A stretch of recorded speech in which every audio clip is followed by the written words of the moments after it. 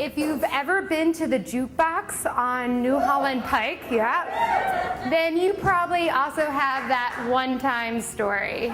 And if you're not familiar with the Juke Box, it's a nightclub, and when it was first introduced to me, it was described as an 80s wedding reception with a bunch of your drunk uncles. I was like, what could go wrong? So there for a while, my friends and I were going a lot, and we would never come home without a story. But it was the first night there that was truly magical. And the night was a perfect combination of novelty, adrenaline, and 26 years of pent-up energy from living a pretty straight-laced, by-the-book life. And when my feet hit that dance floor, I was free. And part of the reason is the nightclub, it tends to be an older crowd, so you don't have that like underlying pressure to feel like you have to look really cool when you're dancing. It's kind of actually this unspoken rule that you are free to dance like a dork and feel totally good about yourself doing so.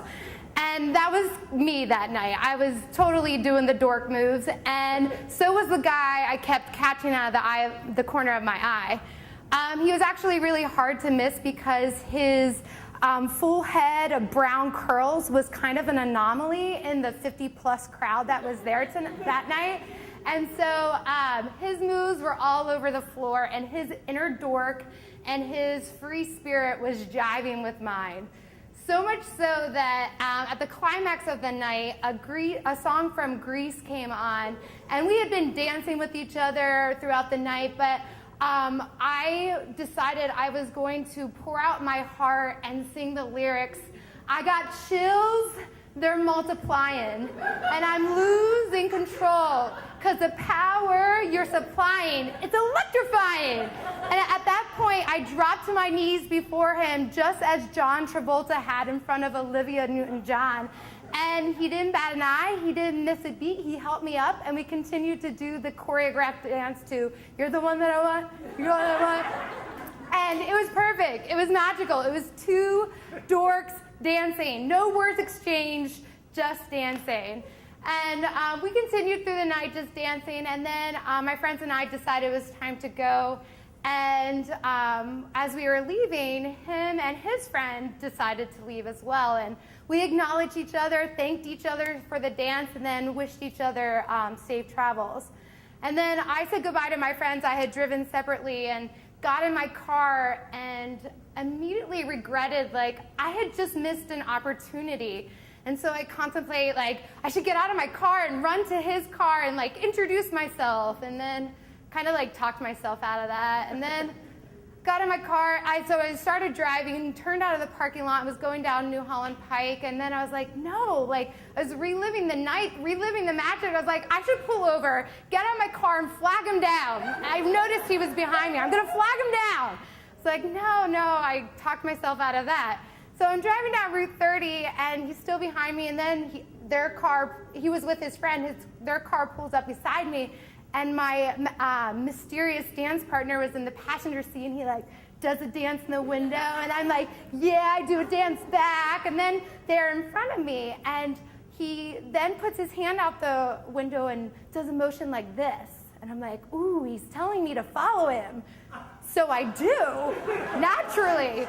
And so I'm following him, and as I'm following him, I have the whole scenario in my head. He's like, he also was like, man, I should have gotten this girl's number, and so we're gonna pull off in some random parking lot, or maybe meet at a diner and have a meal, and then exchange numbers, and then get married and make babies and live happily ever after. It's gonna be beautiful. And so when he pulled off into a parking lot, I'm like, perfect, this is perfect. And I get out of the car and I say, hey, I don't normally do this, but I just had to know the name of the guy I was dancing with.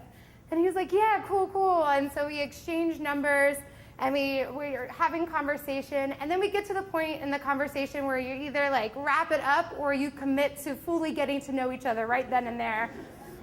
And that's when he said, well, yeah, I would invite you in, but I'm moving, so my house is kind of a mess right now.